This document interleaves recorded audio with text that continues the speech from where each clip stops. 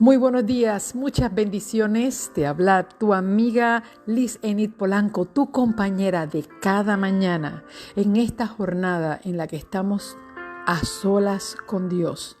Bendiciones a todos mis queridos amigos que en esta hora se conectan con nosotros para poder tener un momento de reflexión, un momento de unidad espiritual, un momento en el que juntos podemos sentarnos a contemplar las Escrituras no como un antiguo libro, sino como un libro actualizado en el que Dios nos habla a nuestro corazón y nos enseña su voluntad para poder vivir en unidad con Él y en unidad en unos con otros. El Señor está preparando un pueblo que esté listo para su próxima venida. Y diferente en aquella ocasión de la primera venida de Jesús como un niño, solo unos humildes pastores llegaron hasta aquel lugar donde su cuna era un pesebre y su casa en ese momento era un establo. Pocos lo miraron, pocos lo vieron y los reconocieron. En esta próxima ocasión Jesús vendrá en las nubes de los cielos. Y todo ojo le verá, dice la Escritura. Y será un momento maravilloso el poder nosotros contemplar con nuestros ojos a quien hemos venido viendo todos los días a través de la Escritura y a través de nuestra experiencia personal. Así que bienvenidos sean todos a nuestro programa A Solas con Dios, del cual el Señor nos ha dado la oportunidad de nuevamente reiniciar en este nuevo horario a beneficio de aquellos que están a la distancia, y esperamos que todos estemos listos. Comparto contigo las poderosas palabras del Salmo 40, uno de los salmos más conocidos y más citados de las Escrituras, donde Dios promete que nos oye y nos responde, y dice así. Salmos 40, versículo 1 dice: pacientemente esperé a Jehová, y se inclinó a mí y oyó mi clamor. Me sacó de una fosa mortal, de lodo cenagoso, asentó mis pies sobre la peña y afirmó mis pasos.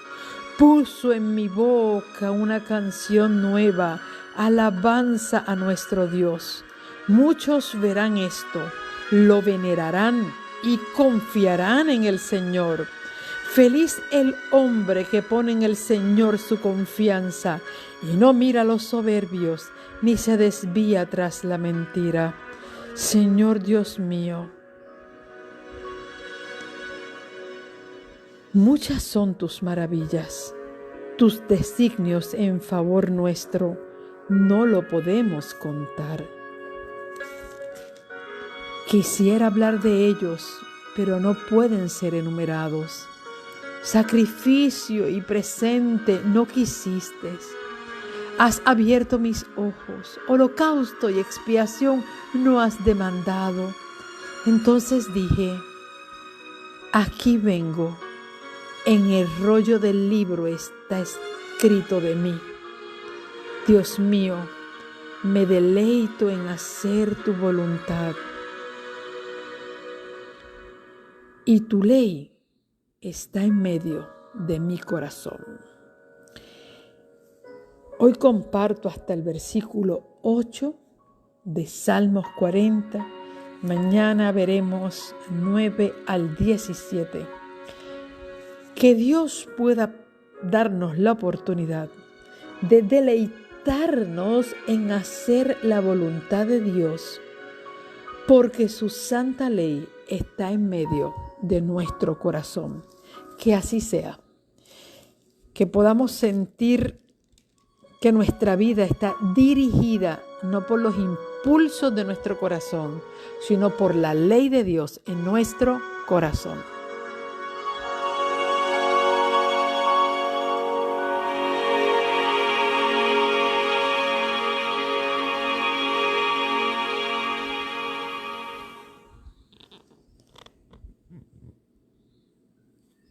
Buenos días a todos, querida familia. Realmente me gozo en poder conectarme nuevamente con ustedes.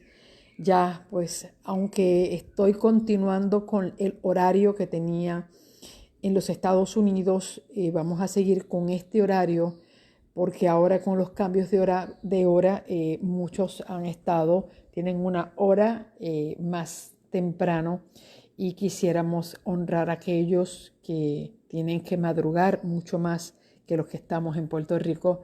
Así que la hora para Puerto Rico será las 6:30, 5:30 hora del este de los Estados Unidos, 2:30 hora del oeste. Así que vamos a continuar todos los días. Ahora vamos a hacer todos los días de domingo a sábado. Vamos a utilizar el mismo horario para beneficio de aquellos que están en horarios más temprano. Damos gracias a Dios por su infinita misericordia. Hemos pasado por momentos, unos han pasado por momentos muy difíciles. Estamos en oración por aquellos que se sienten atrapados en situaciones difíciles. Yo voy a pedir a nuestra familia hermosa que se reúne con nosotros que tengamos en oración a nuestra querida Yaneli García. Ella es parte de nuestra linda familia. Muy probablemente Yaneli está conectada con nosotros. Te tengo en mis oraciones, querida muchacha. Sé que estás pasando por momentos muy difíciles, atrapada en situaciones que te encuentras con las manos atadas. Me imagino que te sientes como el pueblo de Israel cuando estaba bajo el cautiverio de los egipcios. Pero yo quiero decirte que Dios tiene una salida para ti. Pero esa salida que Dios tiene para ti requiere de tu valor, porque en la vida podemos tener nosotros este cautiverio y acomodarnos al cautiverio. Y es algo que yo he dicho en muchas ocasiones. A veces no miramos, como nosotros no vemos la salida, pensamos que nuestro destino es quedar en el cautiverio. Y una de las cosas que tenía el pueblo de Israel era que ellos se acostumbraron a su cautiverio. Y como no veían salida, acomodaron su mente a vivir bajo ese cautiverio. Y en la vida nosotros tenemos que tener un pensamiento más retante. Y en este pensamiento retante es cuando el Señor nos invita a levantar las cabezas y a ver más allá y anhelar ese más allá y trabajar para salir de ahí. Hubo muchos israelitas que se acondicionaron, otros anhelaban la libertad y se prepararon para la libertad. Y yo te invito a la iglesia a que oremos por ella. Está en una situación bien difícil, pero también te pido que seas valiente y te prepares a salir. Te prepares a salir y pongas esa mente positiva a salir de ese cautiverio. Porque Dios quiere hacer una obra en nosotros. Dios es un Dios de libertad. Dios no es un Dios de dolor, de sufrimiento. El dolor y el sufrimiento, ayer hablamos en el Salmo que Dios, cuando estamos en pecado, Dios permite que vivamos esa angustia para que nosotros podamos reconocer que esa vida pecaminosa no está en armonía con su voluntad. Ese es el sufrimiento por el cual Dios nos hace pasar para que nosotros despertemos de esa hipnosis que nos produce el pecado. Y a veces no nos damos cuenta el daño que estamos haciendo o nos estamos haciendo nosotros cuando estamos en pecado. Pero fuera de eso, Dios desea que su pueblo sea feliz y viva en paz. Eso es lo que Dios desea. Y el que Dios haya sacado al pueblo de Israel de esa esclavitud para llevarlo a una tierra de prosperidad y bendición, se demuestra que el mismo deseo que Dios tenía para el pueblo de Israel antiguo es el mismo deseo que tiene para el pueblo de Israel moderno, que somos tú y yo. Así que yo les invito, familia, a no amar el pecado y no amar el estilo de vida que estamos llevando, ni conformarse. No nos conformemos con eso, señores. para nada. Así que sepas, mi querida Yaneli, que estoy en tus oraciones, al igual con las oraciones por todas las peticiones que ustedes están escribiendo. Nuestro chat de oración está siempre lleno. Eso nunca desciende. Las peticiones de oración están constantes y estoy orando por gente que todavía no sabe entrar al chat, pero lo escribe en el inbox de la página. Yo lo estoy compartiendo para que sus peticiones puedan también estar allí. Vamos al Salmo 40 que estamos estudiando y dice así, escúchenme bien qué hermoso, lo dejé hasta el 7, hasta el versículo 8. Dice, pacientemente esperé al Señor, o esperé a Jehová, dicen otras versiones. Déjeme decirle que esto de esperar pacientemente es contradictorio porque generalmente el que espera se desespera. El que espera se desespera. Y eso de decir esperé pacientemente, esperé al Señor, esto significa que aquí hubo disciplina. Las muchas vivencias en la vida, los momentos difíciles cuando son repetitivos causan lo que se llama resiliencia. Es cuando tú comienzas a dejar de ser altivo e impaciente y comienzas a desarrollar esta paciencia. Porque de eso de decir pacientemente esperé, eso no es normal.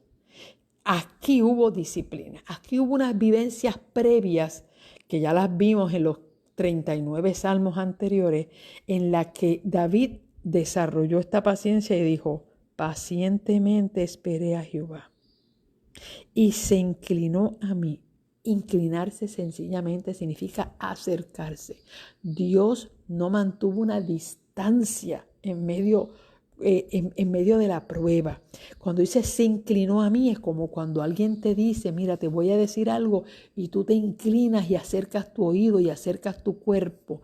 Estamos viendo ese acercamiento que Dios tiene a nosotros en medio de la crisis. Y dice, y oyó mi clamor, es decir, me prestó atención. No fui uno de los que gritaba y mi grito se confundió con el de otro. No. Yo esperé, el Señor se acercó a mí y me escuchó a mí. No es como cuando lloran 10 niños a la vez y la mamá no sabe si el de ella está llorando, porque se le parecen todos los llantos. No, Dios conoce el llanto de cada uno de nosotros. Y dice, y me sacó de una fosa mortal. Otras versiones dice, en un pozo de desesperación, de un lodo cenagoso. ¿Qué significa un lodo cenagoso? Una situación en la que entre más te mueves, más te hundes. Entonces, en otras maneras, como tierras movedizas, que cuando una persona cae en una tierra movediza y se desespera cada vez que insiste en luchar por salir por sí mismo, lo que hace es que se une más adentro, ¿ok? Más adentro. Por lo tanto, él dice que él estaba, obviamente eso es una fosa mortal, eso es un pozo cenagoso, eso son tierras movedizas, que quedarte quieto, esperar que alguien venga a ayudarte puede ser que prolongue tu vida, que en vez de tú luchar para tratar de salir.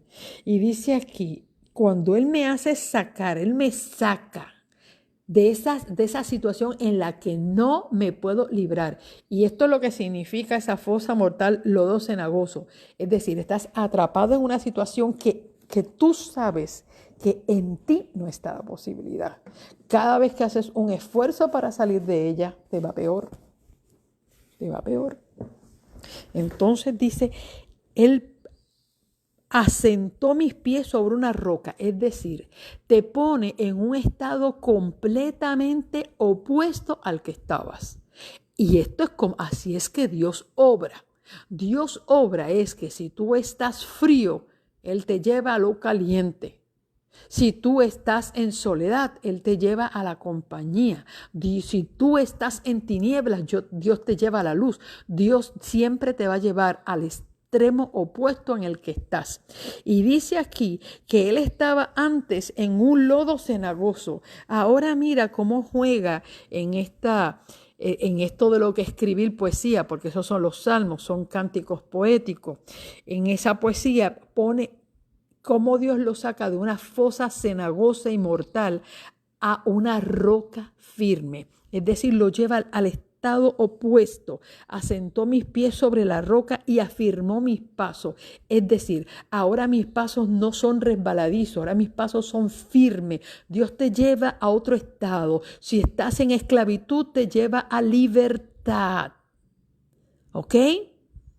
Así es que Dios trabaja. Dios nunca te deja en el estado en que te encuentra. Si Dios te encuentra desnudo, te viste. Si Dios te encuentra corriendo, te sienta. Si Dios te encuentra desnudo, te viste. Si Dios te encuentra endemoniado, el Señor te da sano juicio. Eso fue lo que hizo con el endemoniado gadareno. Le cambió todos sus estados en que estaba. ¿Ok? Si Dios te encuentra espeluzado, te peina, te recorta. Mire, Señor, es que Dios te va a llevar a ti a otro estado. Por eso esta situación, esta nueva doctrina de que Dios te acepta como tú eres y que te deja como tú estás, esto no es cierto, porque cuando Dios te encuentra en el estado en que te encuentra, Dios no te deja así, Dios te transforma. Si tú eras un mentiroso, Dios te pone a decir la verdad. Si tú eras un infiel, el Señor te pone a ser fiel. Si tú le quitabas la vida a la gente, entonces Dios te va a dar a ti la oportunidad de dar vida. Mírate el caso de Pablo. Pablo era un perseguidor de cristianos, pues Dios lo puso en el lado opuesto. Ahora él era el que era perseguido. De perseguidor a perseguido. Pues mira, te lleva, porque Pablo tenía, ¿usted cree que Dios amando a Pablo? Sí, Dios amó a Pablo y lo usó para ser el apóstol a los gentiles, pero Pablo tuvo que sufrir lo que él mismo le hizo sufrir a otro. Ok. Entonces Dios nos lleva a un estado contrario. Dice aquí, puso en mi boca una canción nueva, alabanza a nuestro Dios. Pues claro que sí, porque esa canción nueva no es los testimonios que tú dabas antes, de que cada vez que ibas a la iglesia y pedían que alguien diera un testimonio, alguien se sacaba un testimonio de 1964. Porque no tenía nada que decir de qué Dios había hecho por ellos en ese día, porque cuando nosotros vivimos lejos de Dios, nunca vemos sus bendiciones. Pero ahora cuando Él ve la bendición de cómo Dios lo sacó de un estado y lo llevó al otro, entonces dice aquí que Él puso un cántico nuevo en mi boca. Ese cántico nuevo no es otra cosa que la experiencia. Ese es el nuevo testimonio que tú das. Lo nuevo que Él está haciendo contigo. Dios pone ese cántico, esa nueva experiencia. Eso fue lo que hizo el pueblo cuando salió y cruzó el mar. Hizo un cántico que iban a cantar un cántico viejo de los que cantaban yo estoy segura que ni cantaban en Egipto. Ese nuevo cántico lo que relataba era la nueva experiencia que tenía con Él, con Dios. Entonces estamos viendo que Dios sabe hacer cambios dramáticos, ¿ok? Dice aquí, feliz el hombre que pone en el Señor su confianza y no mira a los soberbios ni se desvía tras la mentira. Pues claro que sí. Cuando Dios nos ha sacado a nosotros de una situación y nos pone en una situación opuesta y nosotros tenemos que compartir, tenemos que cantar ese cántico nuevo. La gente debe escuchar nuestra nueva experiencia. Lo que estamos conociendo, lo que estamos aprendiendo. Y dice ahí que es feliz el hombre que pone en el Señor su confianza. Y retomando lo que estaba diciendo de cómo Dios nos cambia de estado. Esto es en todos los aspectos. Cuando Dios nos saca de una fosa mortal y nos pone en una peña, sobre una peña, señores, es porque Dios viene a transformar todo. Nuestro lenguaje no es el mismo. Nuestra manera de nosotros vestir no es la misma. Nuestra manera de comer no es la misma. Nuestra manera de nosotros proyectarnos a la gente no es la misma. Nosotros dejamos nuestros estilos pasados. La nueva doctrina es que Dios nos salva en nuestros pecados, pero Dios no nos salva en nuestros pecados, Dios nos salva de nuestros pecados, son diferentes. Dios no nos salva ahí en esa pudrición de pecado que nosotros llevamos. No, Dios nos saca de allí. Dios no salvó a Israel dentro de Egipto. Dios salvó a Israel de Egipto y lo sacó de Egipto. No lo salvó en Egipto. Y cuando Dios nos saca de la ignorancia, del pecado, de esa fosa, nos lleva a un estado completamente diferente. Y por eso estamos viendo que cuando el pueblo se fue a presentar ante Dios, se tuvo que lavar los vestidos. ¿Por qué? Porque no podía presentarse de la misma manera que estaba toda la semana. Estamos viendo cómo Dios genera cambios. Y dice ahí, verso 5, Señor Dios mío, muchas son tus maravillas, tus designios en nuestro favor, no los podemos contar. Ahora él está tratando de contar todas las maravillas que Dios ha hecho con él. Y dice, quisiera hablar de ellos, pero no puedo ni enumerarlos. Ya llega un momento en que tú dices, Dios mío, si yo fuera a relatar todas las maravillas que tú me has dado, a mí no me da la vida. Yo no sé si esa es la experiencia que ustedes han tenido durante este año, pero esa es mi experiencia. ¿Por qué? Alguien me dice, ¿usted no se cansa de hablar todos los días? No me canso. Es más, el jueves cuando yo no pude dar mi transmisión, yo me sentí tan miserable. Ese día yo me sentí tan miserable, tan mal, tan vacía, tan desorientada. Porque ¿cómo me voy a cansar de hablar de las maravillas de mi Dios si no las puedo ni enumerar? Imagínense si yo no diera esto todos los días, ¿cómo yo trataré? Que mucha gente en el pasado ve, y estoy segura que si algún día me volvieran a escuchar en un sermón, se molestan porque yo me paso de la hora. Y la gente dice, ay, Liz Enid predica tan largo, ay, no, pero esa señora siempre se pasa de la hora. Ella no puede hacer un sermón de 1 hora. No puede, ni en 45 minutos, siempre se pasa. Bueno, sí, porque yo no estoy hablando de mi vida. Si yo hablara de mi vida, yo me canso de hablar de mí.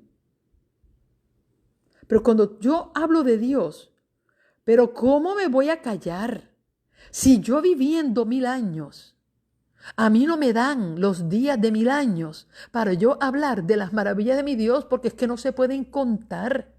Triste es llegar un miércoles a la iglesia, como íbamos nosotros a la iglesia los miércoles, de esos miércoles que le llamábamos de oración y testimonio, que lo menos que se hacía eran ambas cosas, lo menos que se hacía era orar y dar testimonio, porque cuando decía alguno tiene un testimonio, el silencio caía en la sala de la iglesia, porque nadie tiene un testimonio y alguien comienza a decir, bueno, yo le doy gracias a Dios porque el Señor nos cuida, ha sido bueno con nosotros durante la semana. Bueno, porque hay que llenar el vacío con 2 o 3 palabras. Y alguien dice, bueno, hermano, yo tengo un testimonio a contar, yo quiero decirle, yo tuve una experiencia con el Señor para el 1980, ¿qué? Señor, estamos en el 2020 y tú me vienes a contar algo de que tú, o sea, el 80, bueno, si es que tú vas a traer de lo que del 80 pasó en unión a algo que acaba de pasar aquí, eso está chévere, pero ¿cómo es posible que lleguemos a la iglesia y se pregunte que hay un testimonio y nosotros no podemos decir nada porque nunca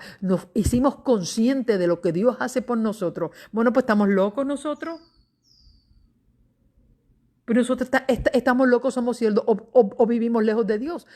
¿Por qué? Porque nosotros no nos damos cuenta de lo que Dios hace por nosotros. Y aquí Él dice, mire, no lo puedo enumerar. Sacrificio y presente no quisiste. ¿Sabes qué? Dios no te está pidiendo ahora que tú pongas un cordero en el altar. ¿Sabes qué? Sacrificio y presente no quisiste. Has abierto mis ojos. Él dice, mire, señores, y ahora yo me doy cuenta que los sacrificios eran para poder ejemplificar la muerte de Jesús. Dios no se goza en matar ese montón de animales. Ese montón de animales que Dios puso a matar era para que viera cuán grande era su sacrificio. Y el pueblo ni lo vio. El pueblo de Israel no lo vio. Veía los sacrificios de los animales, pero no podía ver el sacrificio de Cristo. Dice aquí, holocausto y expiación tú no me has demandado. Entonces dije, aquí vengo, en el rollo del libro está escrito de mí. ¿Qué libro? En el libro de la vida. en el libro de las memorias, de lo que habla Apocalipsis. Dios quiere poner tu nombre en el libro de la vida. En el libro de las memorias está escrito todo lo que nosotros hacemos, bueno o malo. Ahí está. Él dice, hay un rollo que está donde está hablando de mí. ¿Por qué? Porque Dios toma cuidado de todo lo que nosotros decimos y hacemos, para bien o para mal. Ahora mira lo que termina diciendo David. Cuando él es sacado de ese pozo cenagoso y se da cuenta de lo que Dios ha hecho, el cambio, cómo Dios ha puesto su vida en el lado, al otro lado, dice, Dios mío, me deleito en hacer tu voluntad. Oye, no es un sacrificio. Oye, pero qué penoso esto de seguir a Dios. Esto no está fácil. Esto no está fácil, dice gente. Esto no está fácil seguir a Dios. ¿Cómo que no? Dios mío, me deleito en hacer tu voluntad y tu ley está en medio de mi corazón. Ahora yo sí voy a dar un testimonio de hace muchos años atrás, 1981. En el 1981 yo tenía 16 años. Ya en esa edad yo tuve que tomar una decisión que si yo la fuera a evaluar, una decisión a la edad que tengo ahora, y es una decisión tonta. Una decisión de muchachos. Una decisión que no tenía importancia. Sin embargo, en aquel momento y con el conocimiento que yo tengo ahora yo reconozco que Dios a mí me dio la oportunidad de tomar la decisión más trascendental de mi vida a la edad de 16 años. Y en el 1981, para el mes de junio, y específicamente junio 22 del 1981, yo tuve que tomar una decisión bien importante en mi vida, que no la voy a mencionar, pero fue una decisión muy importante. Y yo recuerdo que yo le puse a Dios, yo me sentía tan y tan indecisa a esa edad, porque verdaderamente era una decisión que tenía que tomar en lágrimas y en dolor, porque estaba en contra de mi deseo. No era mi deseo tomar esa decisión, pero algo me decía dentro de mí que yo tenía que tomar esa decisión, porque si yo no tomaba esa decisión en ese momento, eso podía acarrear un dolor posterior mucho más profundo. Y yo recuerdo que para ese entonces la matutina que yo leía era una matutina que se llamaba Fe en Acción de Maurice Benden. El autor de esa matutina era Maurice Benden, no lo puedo olvidar, era una matutina amarilla que tenía una puesta de sol. De hecho, la tengo guardada. Y yo todos los días estudiaba mi matutina. Ese día yo no leí la matutina en la mañana. Y yo tomé esa decisión en la tarde, como a las 5 de la tarde. Yo tomé esa decisión trascendental en mi vida. Y cuando yo llegué a mi casa, yo me había quedado con la incertidumbre de ¿habré yo tomado la decisión correcta o no? Esa decisión decisiva que yo tomé, ¿habrá sido la correcta? Cuando yo llegué a mi casa, yo fui a buscar esa matutina, porque esa matutina Dios me habló ese año impresionantemente por esa matutina. Y cuando yo abro la matutina, el versículo que tenía era Salmos 48. Y decía, Dios mío, me deleito en hacer tu voluntad y tu ley está en medio de mi corazón. Por eso este versículo para mí representa mucho. ¿Por qué? Porque hoy yo todavía soy, ¿cómo decir? Yo vivo y lo que vivo se debe a la decisión que yo tomé en aquel entonces, a mis 16 años. Y nunca puedo olvidar ese día, ese versículo, porque en lo que yo me constituí hoy, en lo que yo soy hoy, se debe a esa decisión que yo tomé. Y cuando yo llegué y dice ahí que Dios mío, me deleito en hacer tu voluntad, desde ese día yo entendí que aunque hay decisiones difíciles de tomar en la vida, que nos parecen que, no es exactamente lo que yo quiero, pero no, las decisiones no se toman en base a lo que quiero, sino a lo que es correcto, a lo que es justo, a lo que Dios quiere y yo necesito. Porque Dios no nos da lo que nosotros queremos, Dios nos da lo que nosotros necesitamos. Entonces, cuando nosotros basamos nuestras decisiones en eso, entonces vamos creciendo y vamos aprendiendo a que lo que realmente buscamos es la voluntad de Dios, no la nuestra. Por eso David decía, me deleito en hacer tu voluntad. Oh Jehová, me deleito, me disfruto hacer tu voluntad. No es que la voluntad de Dios, ay, pero qué pesado, ay Señor, pero qué difícil esto de salvarse, qué difícil. Cuando tú encuentras que salvarse es difícil, cuando tú encuentras que hacer la voluntad de Dios es difícil, es porque todavía tú no lo has conocido. Tú a Él no lo estás conociendo. Tú estás conociendo sus doctrinas, tú estás conociendo sus leyes, pero tú no lo estás conociendo a Él. Y mi interés es que tú conozcas a Dios, porque cuando tú conoces a Dios y tú ves en tu vida cómo Dios te habla, te guía, te lleva, te bendice, te prospera, te saca de un hoyo, no importa lo que Él te pida, eso va a ser un deleite para ti, porque cuando tú obedecer al ser que amas, eso no pesa. El malo es tener que obedecer a una persona que no te ama y tú no amas. Eso sí que es difícil. ¿Y qué termina diciendo? Y tu ley está en medio de mi corazón. No, no es que tu ley está escrita en la pared de mi casa. No es que tu ley está escrita en la palabra. No, es que tu ley, tú la escribiste en mi corazón y forma parte de mí. Los mandamientos de Dios no deben ser como un decálogo externo al cual miramos y decimos, ay, esto está difícil. Oye, pero ¿quién me va a ayudar a cumplir este mandamiento? No. El mandamiento no está externo, el mandamiento está interno, está grabado en las tablas de nuestro corazón. Ya son parte de nuestro estilo de vida. Así es que Dios nos quiere llevar. Así es que Dios nos quiere llevar. Oramos al Señor. Padre Santo y Padre Bueno, queremos tener tu ley en medio de nuestro corazón y queremos deleitarnos en hacer tu voluntad. En esta hora yo te pido, mi Padre amado, que tú saques de los lodos cenagosos a todos aquellos, Señor, que hoy se encuentran atrapados en una situación que es imposible para ellos salir. Ayúdanos a esperar en ti, a esperar que tú vengas a nuestro rescate, a esperar que tú abras esa puerta, a ver tus manos extendidas y aferrarnos a tus manos para poder salir de ellas. Y gracias. Porque cuando tú nos sacas de un pozo cenagoso, tú no nos pones en otro pozo cenagoso, sino que tú pones nuestros pies sobre una peña firme. Gracias porque tú cambias el estado en que estamos. Tú no nos dejas como llegamos a ti. Tú nos cambias, nos transforma. Oh Señor, endereza nuestros pasos, pon nuestros pies en tierra firme y que podamos caminar seguro que estamos caminando para hacer tu voluntad. En esta hora yo pido, Señor, la dirección de tu Espíritu Santo para que la palabra que se ha dicho sea afirmada en los corazones y la palabra que se va a decir en este momento también sea afirmada en nuestros corazones y que podamos estar dispuestos a cumplir tu voluntad. Que así sea en el nombre de Jesús. Amén y amén.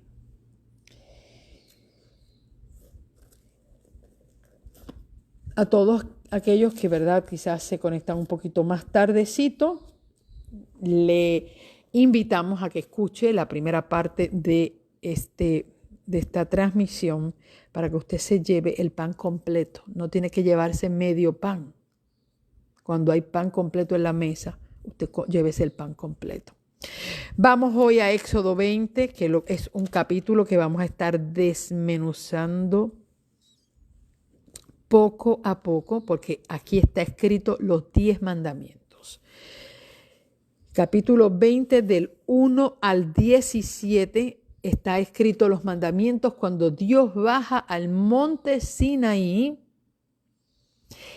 y da en forma audible los mandamientos y el pueblo los está de pie escuchando. Por primera vez el pueblo de Israel iba a escuchar la voz de Dios. Y lo interesante es que aquí se iba a hacer tres cosas. Tres cosas que son los tres idiomas básicos que son los visuales, los que ven, los auditivos, los que escuchan, y los sensoriales, los que sienten. Dios baja al Sinaí, señores, con relámpagos, truenos en una densa nube, el monte está humeando, el monte está temblando, allí se está escuchando, allí se está viendo, allí se está sintiendo. Era para que nadie diga, es que yo no escucho nada, porque yo no soy visual, no, yo no siento nada, yo soy auditivo, no. Allí el Señor llegó audible, visible y palpable. Aquella tiembla temblaba. Y usted sabe lo que pasa cuando hay un terremoto, no puedes estar de pie. De esa manera se obligó al pueblo a quedar de rodilla postrado delante de Dios, mientras escuchaban la voz de Dios diciendo por su propia boca, declarando su ley. Ahora, la pregunta que yo hago es, ¿era por primera vez que esta ley se mencionaba? ¿Es por primera vez que Dios daba la ley de los mandamientos a alguno de sus hijos? Pues no. Porque cuando ahora estudiemos los 10 mandamientos a profundidad, y yo les invito que a partir de hoy usted no se desconecte, porque yo voy a estar dando una clase ahí firme y poderosa cada día.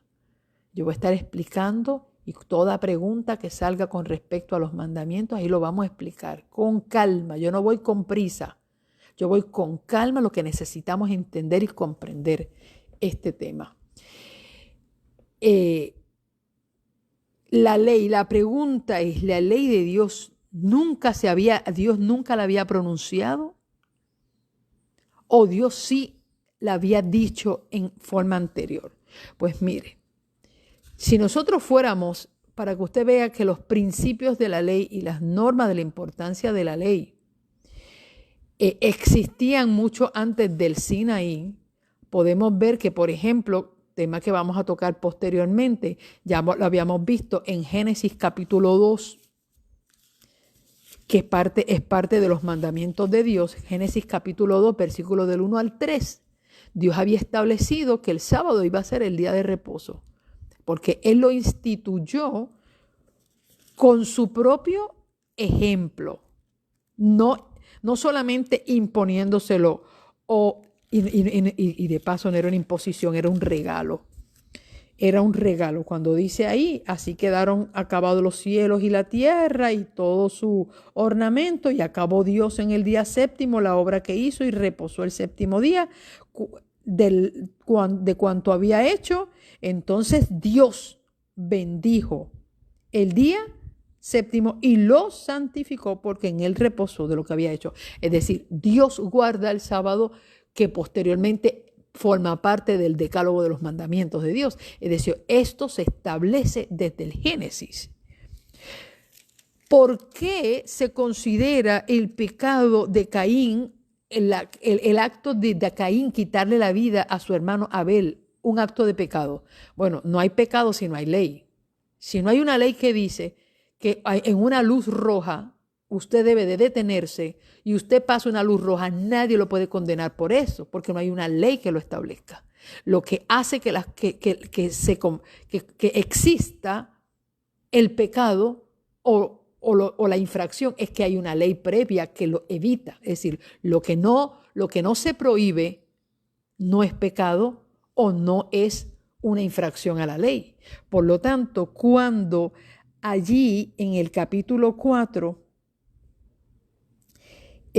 se habla de que Caín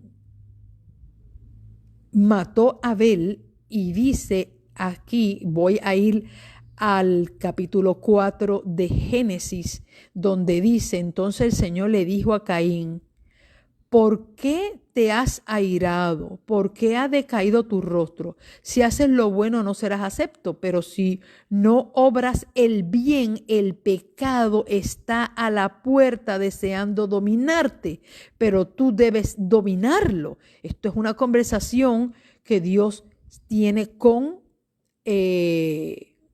Caín. De paso,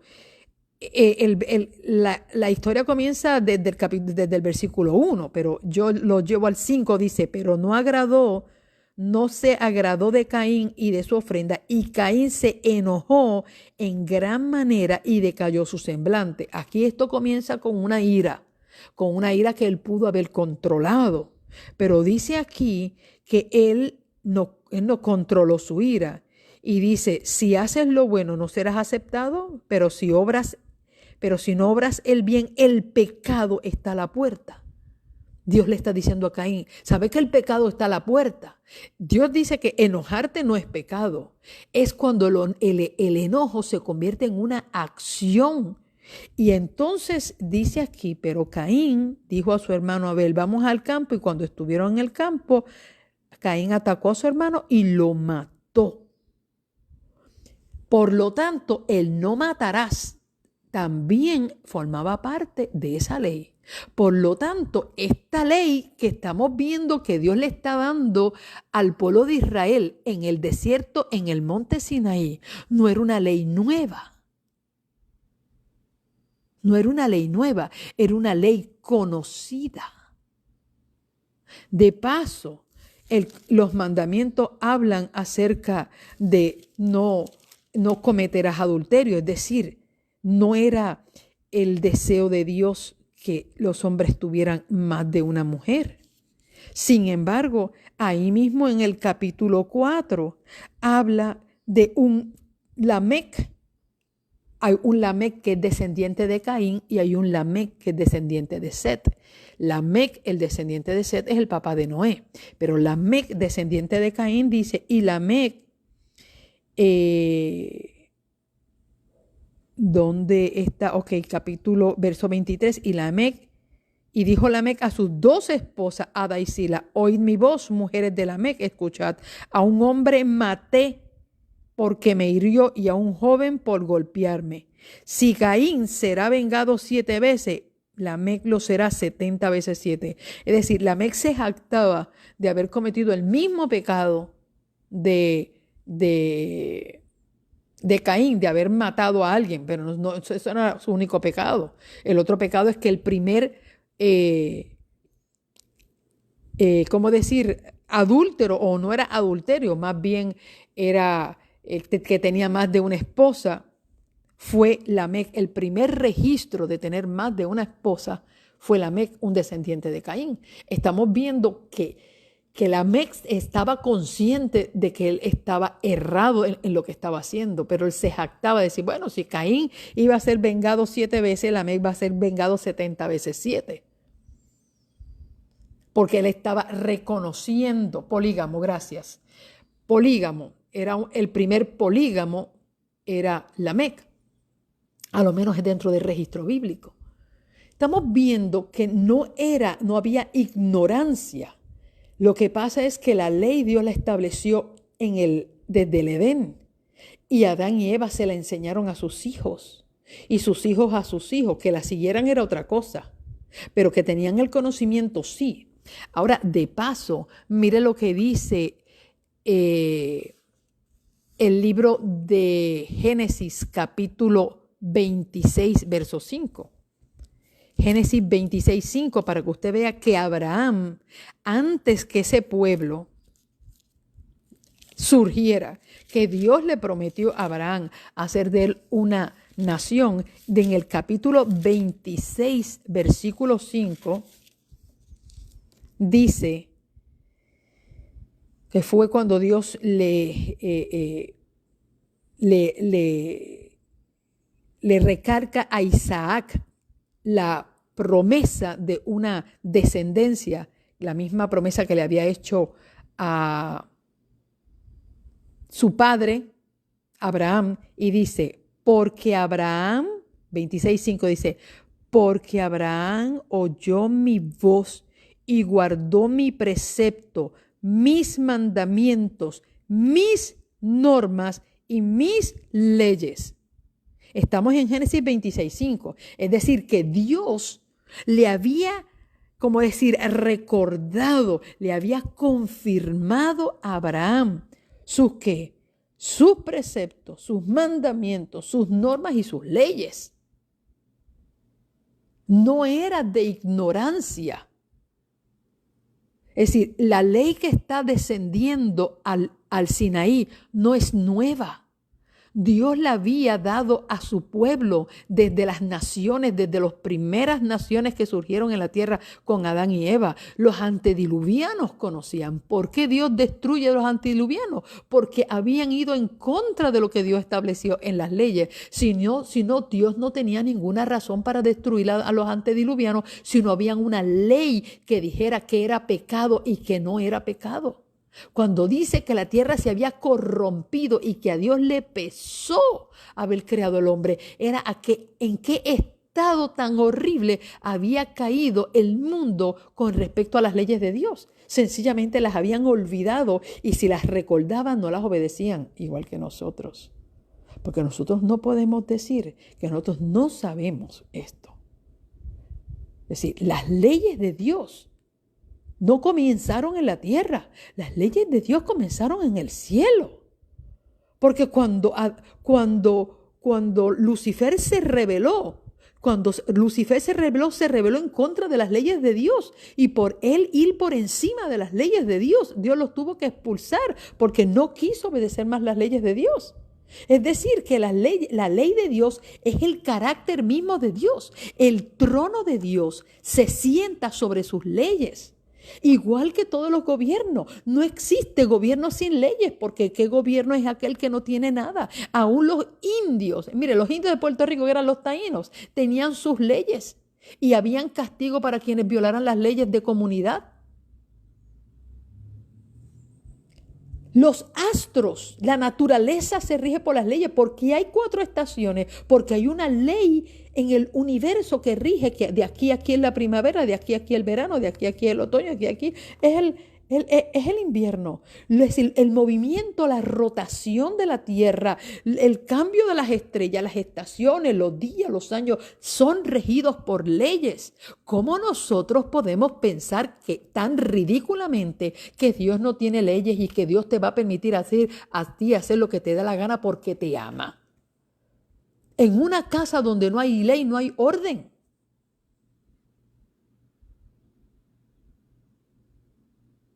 Estamos viendo que en donde no hay ley, no hay orden, y Dios no es un Dios así. Es decir, la ley se inicia en el cielo y es tan eterna como Dios. Es tan eterna, sagrada como Dios. Y entonces vemos que esa ley que fue la que estableció en cuando el diablo había pecado y la tercera parte de los ángeles habían pecado, que tuvieron que ser expulsados del cielo. Cuando Adán y Eva pecaron la ley de la obediencia, fueron expulsados del jardín del Edén. ¿Por qué? Porque Dios no puede convivir con el pecado. Dios no puede convivir con el pecado.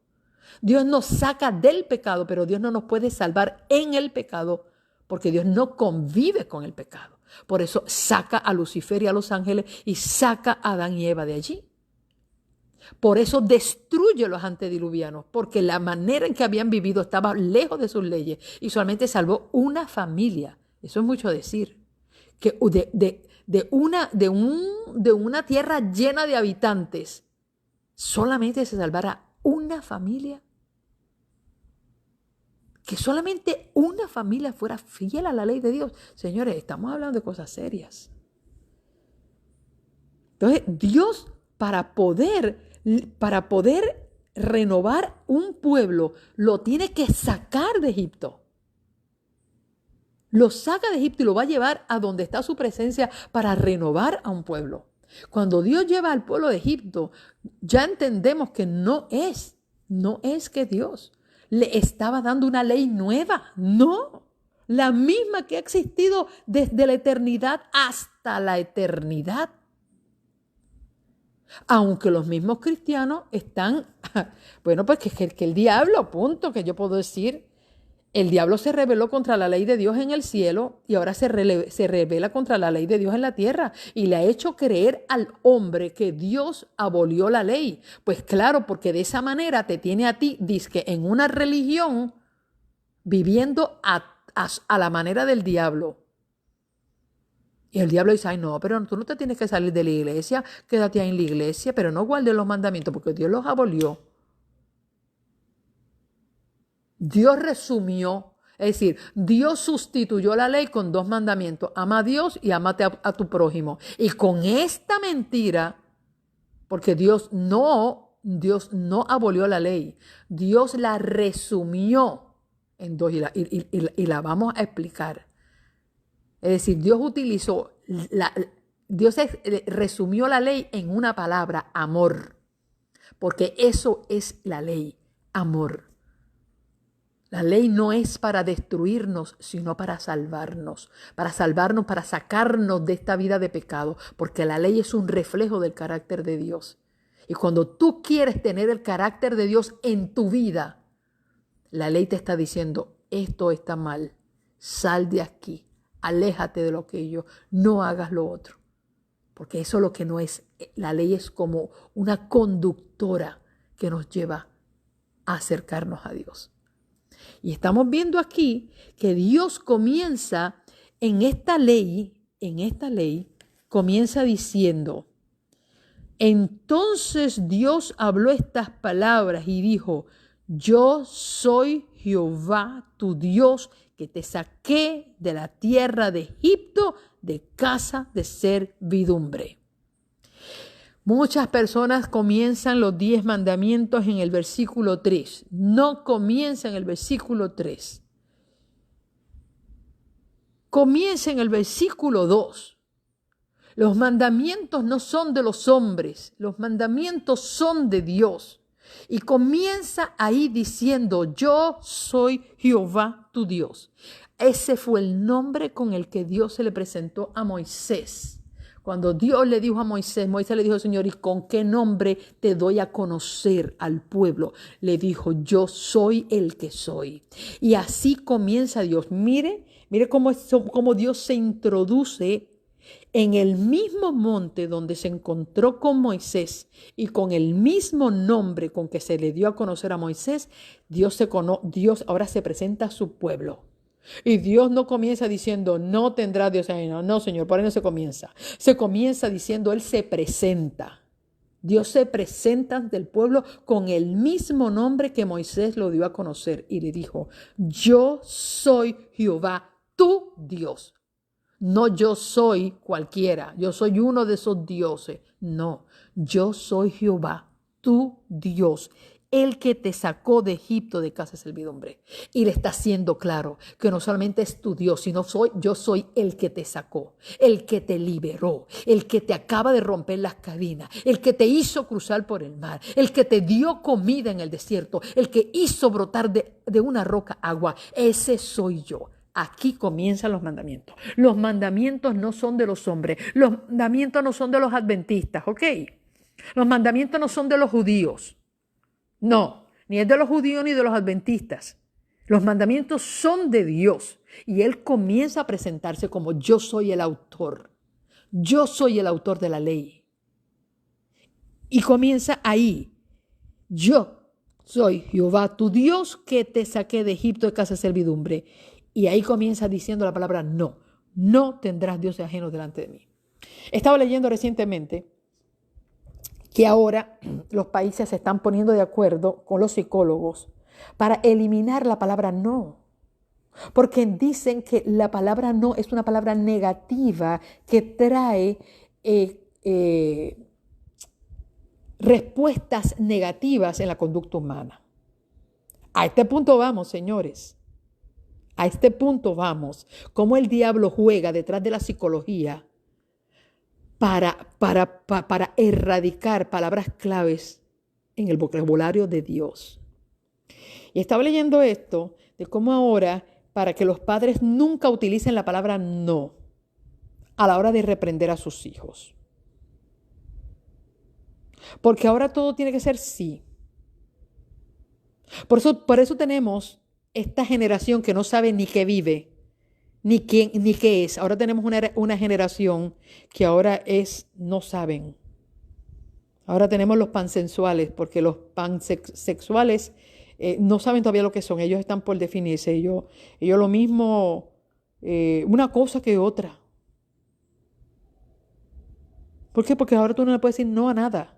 Pues déjeme decirle que Dios ha sido claro en la vida que las cosas tú debes hablar o sí, sí o no, no. Fíjate qué cosa. Dios define que nuestro hablar sea en dos palabras, sí o no. No en este revolú de cosas, porque lo que es sí está permitido, lo que está no es no permitido, punto. Pero como el diablo vive no en estas áreas, el área que el diablo trabaja son las áreas grises, ni blancas ni negras. Porque él sabe que hay una gran diferencia entre un blanco y un negro, y entre un sí y un no.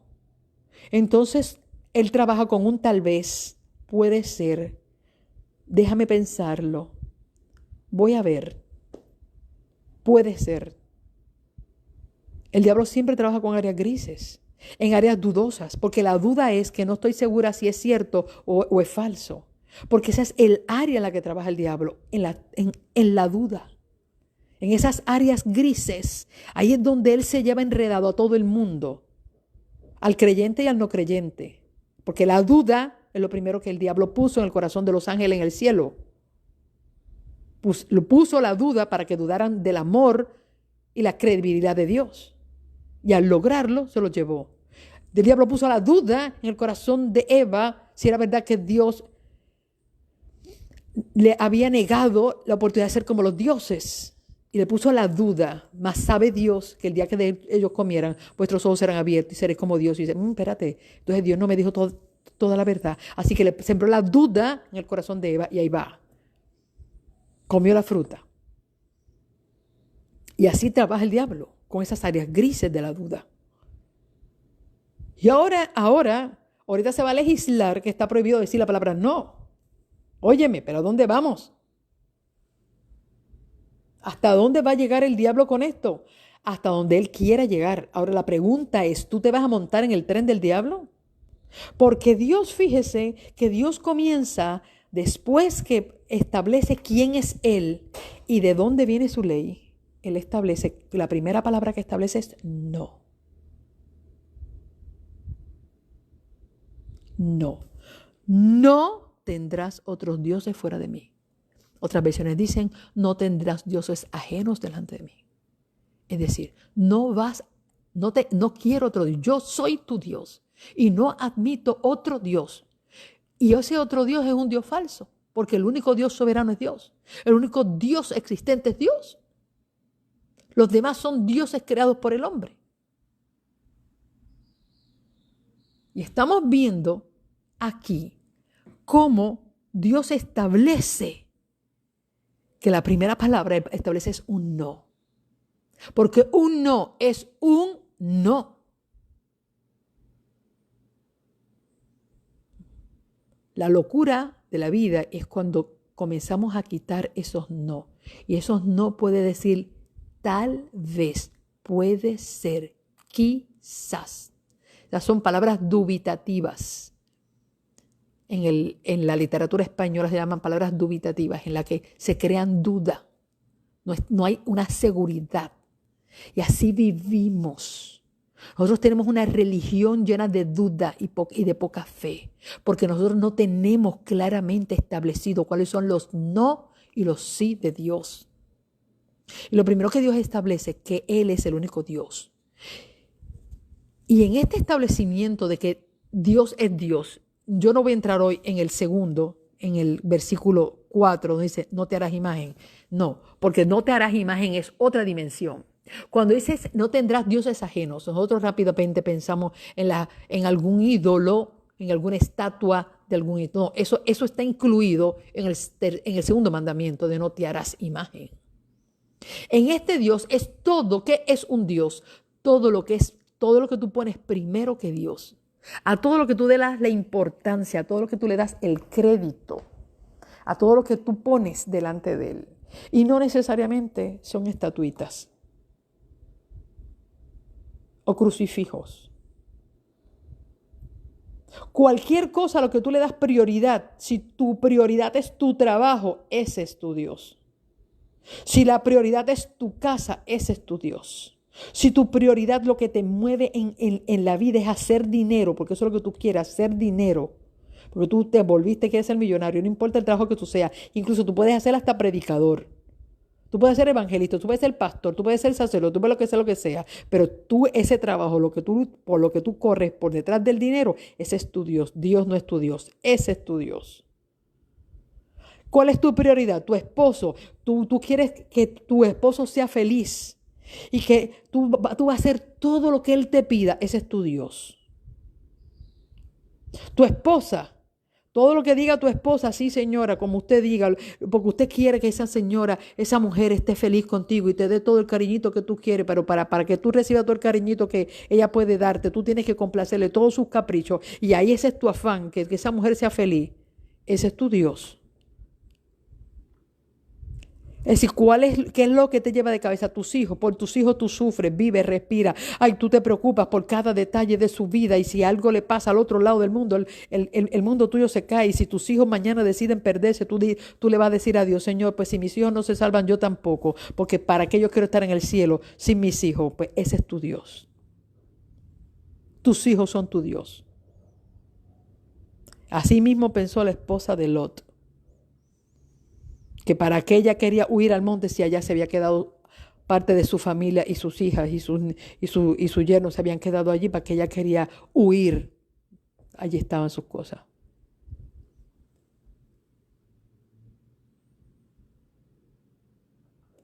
La realidad es que nosotros todavía no estamos entendiendo el mensaje del cielo. Nosotros seguimos escuchando el mensaje de aquí. Si tú haces todo lo que te diga alguien, si tú vives para alguien o para algo, ese es tu Dios. Ese es tu Dios. Y yo quiero que tú hoy medites quién es tu Dios, qué te mueve, qué es lo que te mueve a ti en la vida, cuál es el motor de tu vida, cuál es ese motor. ¿Qué te motiva a levantarte temprano? ¿A quién tú buscas cuando tienes que tomar una decisión? ¿En quién tú confías? ¿Qué te lleva a acostarte temprano? ¿Qué te mueve? ¿Qué es lo que a ti realmente cuando tú piensas, tú dices, sin esto no vivo, sin esto no respiro, el día que esto me falte yo muero? Si cuando tú piensas en eso, el nombre que te viene a la mente es Dios, tú estás guardando el primer mandamiento. Pero cuando tú piensas, Señor, si yo pierdo esto, yo vivo, yo seguiré. Cuando tú dices, si yo pierdo mi celular, si yo pierdo mi casa, si yo pierdo mi esposo, si yo pierdo mis padres, si yo pierdo mis hijos, si a mí me botan del trabajo, yo me muero, yo no sé hacer ningún otro trabajo. Esa es mi vida, la razón por la que yo me muevo es mi trabajo o el dinero, lo que sea. Cuando tú piensas qué me mueve en la vida, qué me estremece, qué me sacude, qué es mi aliento. Si cualquier cosa llega a tu mente que no sea Dios, ya sabes que tú no estás guardando el primer mandamiento.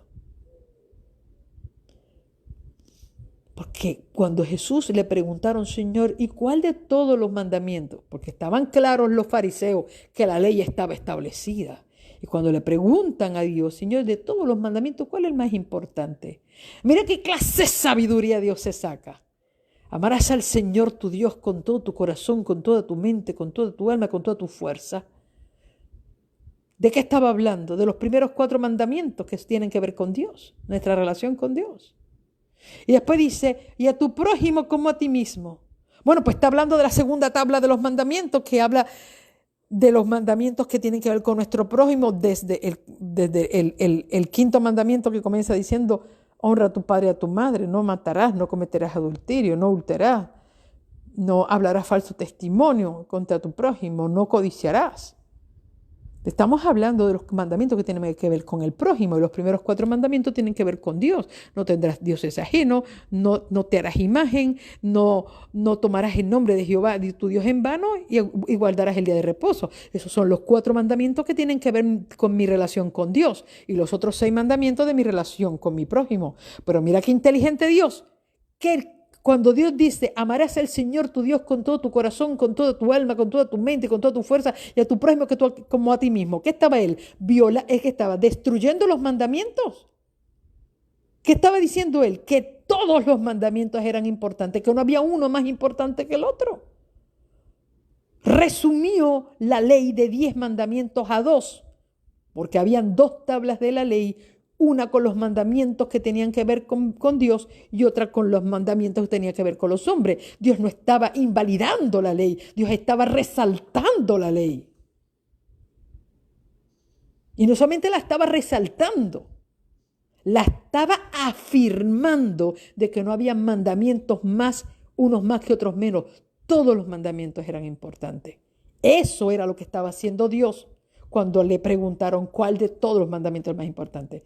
Y hay tanta ignorancia que conozco predicadores que dicen, no, Dios abolió la ley y la sustituyó con amor a Dios y amor al prójimo. Pero ¿por qué tanta ignorancia, señores? No hay que llegar tan allá abajo. Si lo que necesitamos es ver y conocer la trayectoria de Dios desde el Génesis y ver que Dios no destruye lo que hace, porque ese es su carácter. Dios afirmó los 10 mandamientos. ¡Wow!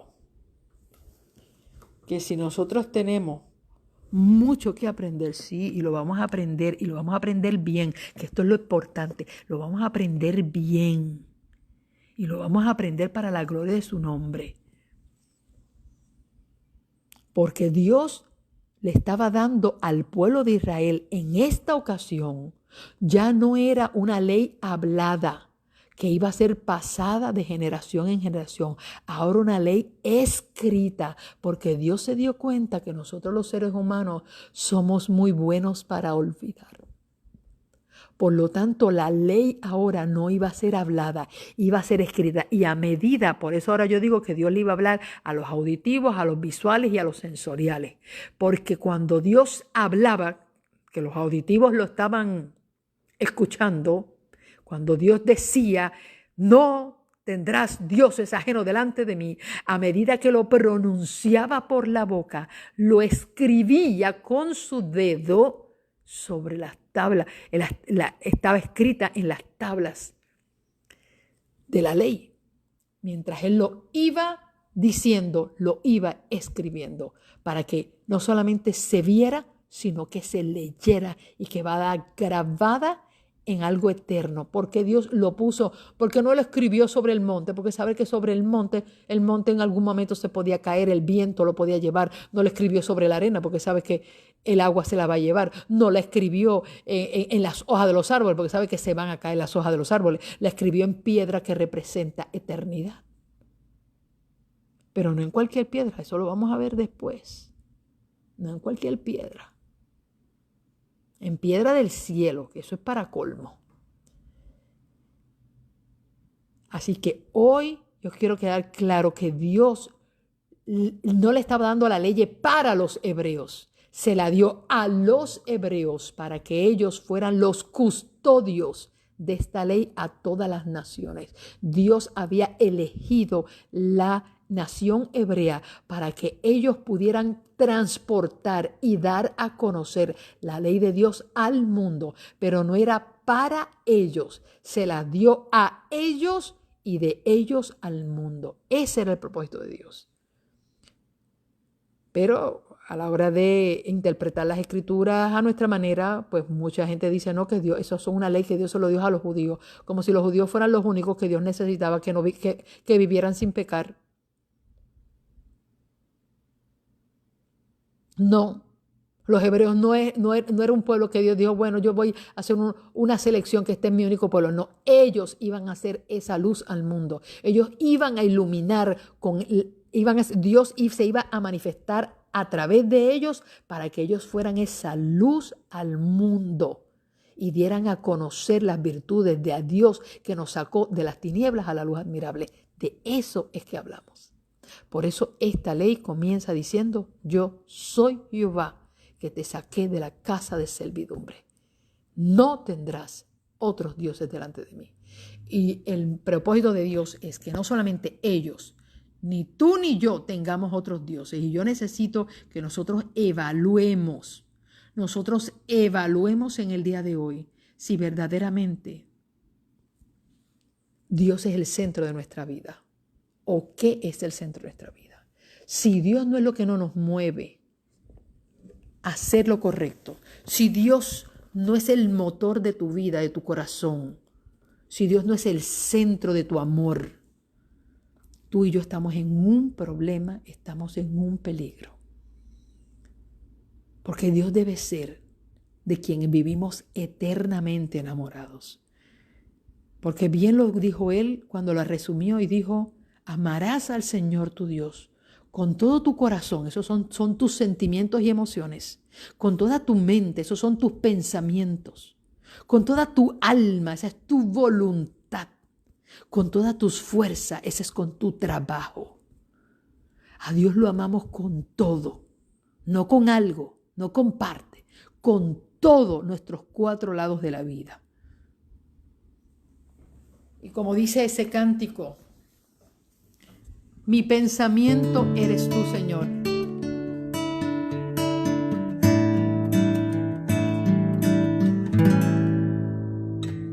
Mi pensamiento eres tú, Señor. Mi pensamiento eres tú, Señor.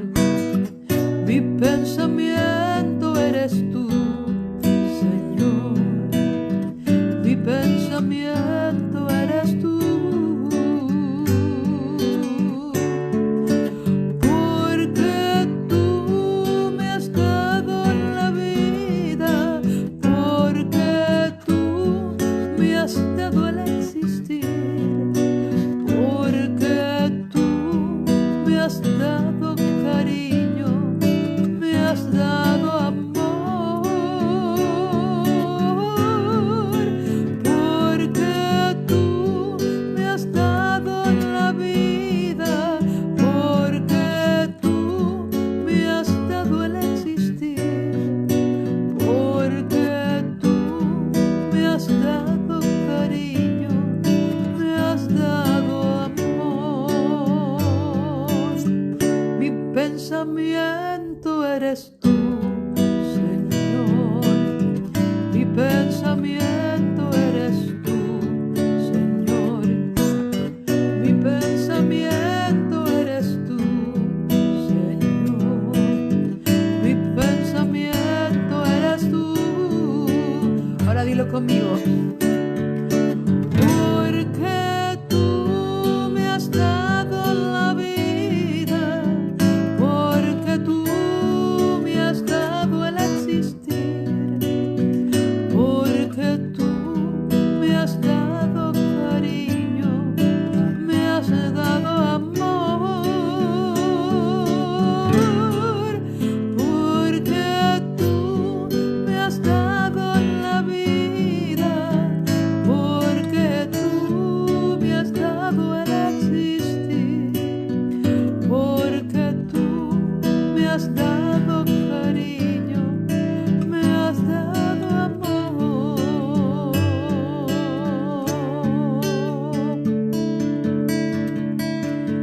Definitivamente, señores, que si Dios no es tu pensamiento, si Dios no es tu respirar, si Dios no es lo que te mueve, familias, comencemos nosotros a evaluar si nosotros estamos incumpliendo el primer mandamiento.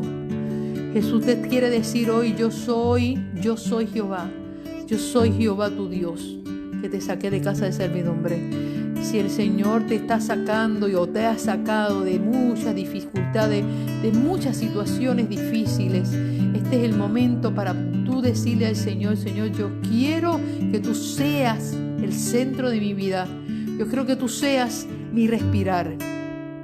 Yo quiero que tú seas mi pensamiento. Yo quiero que tú seas mi motor. Yo quiero que tú seas el centro. Como decía Salmos 48, porque la ley de Dios está en el medio de mi corazón. La ley de Jehová es perfecta, que convierte el alma.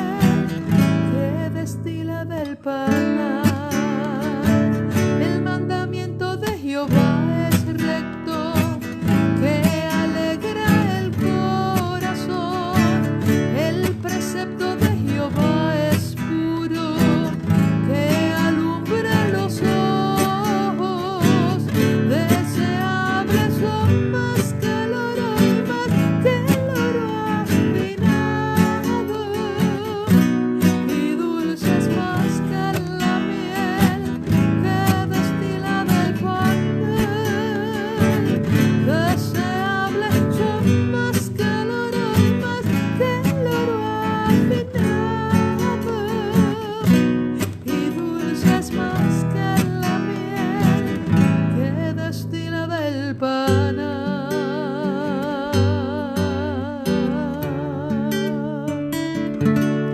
Definitivamente hoy yo quiero que tú te quedes con ese mensaje, que la ley de Dios es perfecta, que convierte el alma. El testimonio de Jehová es puro que alumbra los ojos. ¿Cómo nosotros podremos discernir en un mundo de tinieblas dónde está la luz? A través de los mandamientos de Dios. Los mandamientos de Dios nos alumbran los ojos y nos permiten ver dónde están los peligros del pecado en esta tierra. Llegó el momento, familia, que el pueblo de Dios no es que predique los mandamientos, es que los vivamos. Llegó el momento de que el pueblo que habrá de esperar a Jesús en su segunda venida, el pueblo que va a llevar la luz al mundo, el cumplimiento de nuestra misión, porque Cristo viene pronto, este pueblo que Dios estaba reuniendo de toda nación, tribu y lengua y pueblo, este pueblo que Dios está levantando de todas las religiones. Dios está haciendo un llamado de salir de ella, pueblo mío. ¿Qué significa de ella? De esa ignorancia, de esa ceguera espiritual, de esa ignorancia espiritual que el diablo ha tenido sumido a tantos cristianos. Dios está haciendo un llamado, es decir, salid de ella, pueblo mío, de esa Babilonia, de esa confusión, de esa ignorancia, señores. Dios está levantando un pueblo de todas las naciones y de todas las religiones. Dios está levantando un pueblo que se una para ser fiel a los mandamientos de Dios, porque eso es lo que dice la palabra. El mandamiento de Jehová es puro que alumbra los ojos. Y nosotros vivimos en ignorancia. Dios le dijo a la iglesia de la Odisea, porque tú eres ciega, tú no ves. Yo te invito a que tú compres colirio, tú tengas colirio para que veas. Nosotros estamos viviendo una religión ciega en la que nosotros hemos seguido mandamientos de hombres. Y aquí estamos levantando un pueblo que siga mandamientos de Dios, no de los hombres. Lo que los hombres opinen vale un estiércol para un hijo de Dios. ¿Por qué? Porque nosotros tenemos que seguir la palabra de Dios. Y yo quiero que, aunque nosotros siempre decimos que nosotros exaltamos el cuarto mandamiento, no es el único mandamiento que se viola. Aquí se violan todos los mandamientos. Y el primer mandamiento que violamos es el primero, porque nosotros no hemos hecho de Dios nuestro primer deber. Él no es nuestro primer amor. Y mi invitación hoy es que nosotros hagamos del primer mandamiento el más importante ahora mismo. Porque si tú amas a Dios y tú tienes a Dios como lo primero, todos los demás mandamientos serán muy fáciles de guardar. Triste cuando se nos imponen los otros mandamientos sin amar a Dios. El amor a Dios debe ser el más importante. El más importante. Y quiero terminar hoy me estoy dando esta segunda milla con gozo. Me estoy dando esta segunda milla con gozo, señores, porque nosotros a veces atacamos a mucha gente con otros mandamientos que no guardan, pero ninguno de nosotros, y aquí vamos a decirlo aquí en forma general, el mandamiento que todos violamos, no es el cuarto mandamiento solamente. Aquí el mandamiento que todos violamos es el primero, porque hemos hecho de las cosas del mundo nuestro amor. Y hay un himno que yo cantaba en mi infancia y quizás algunos de ustedes lo recuerdan, que dice así: Él nunca dijo no habrá pruebas, Él nos garantizó el dolor, persecuciones y torturas, pero al final la salvación. Por amor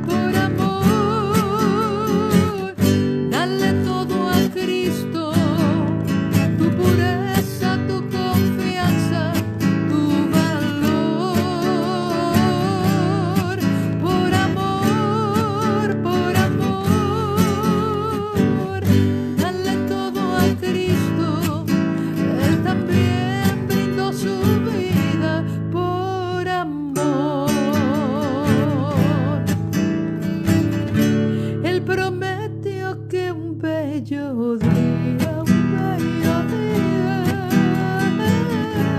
del cielo eterno volverá para brindarte la alegría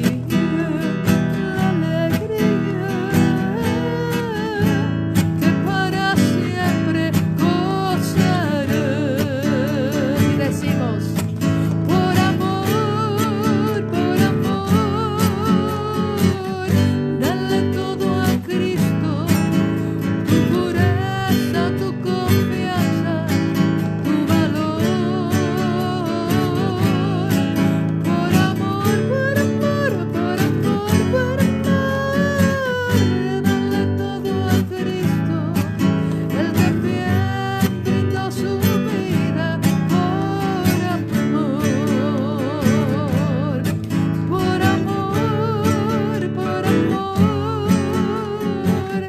dale todo a Cristo, tu pureza, tu confianza, tu dolor. Por amor, dale todo a Cristo, Él también brindó su vida por amor. Él también brindó su vida por amor. Él también brindó su vida por amor.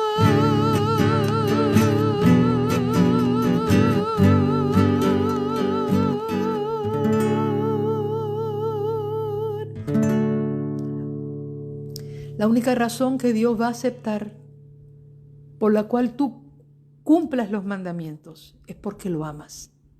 Los mandamientos no se guardan por miedo, ni por conveniencia, ni por gratitud.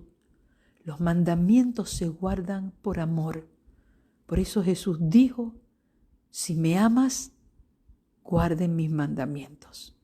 El mandato de Dios de guardar los mandamientos fue por amor.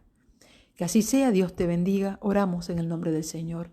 Padre, en esta hora te doy las gracias, porque en este sábado buscamos tu rostro con todo nuestro corazón, porque tú eres el centro de nuestra vida y porque te amamos.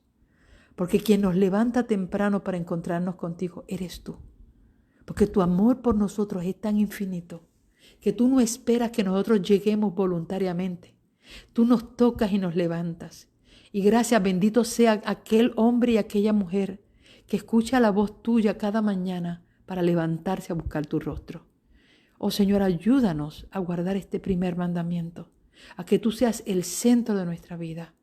Que como dice ahí, no tengamos otros dioses, que ni nuestros hijos, ni nuestro trabajo, ni nuestro esposo, nuestra esposa, nuestra casa, nuestro carro, nuestra cuenta de banco, ni nuestros títulos adquiridos por la universidad, nada sea más importante que tú seas el centro de lo que nos mueve a buscarte, a añorarte, a desearte, Señor, a tenerte en nuestra vida, que tú seas nuestro primer pensamiento al levantarnos y seas el último pensamiento al acostarnos, que podamos cerrar el día contigo y abrir el día contigo, Señor.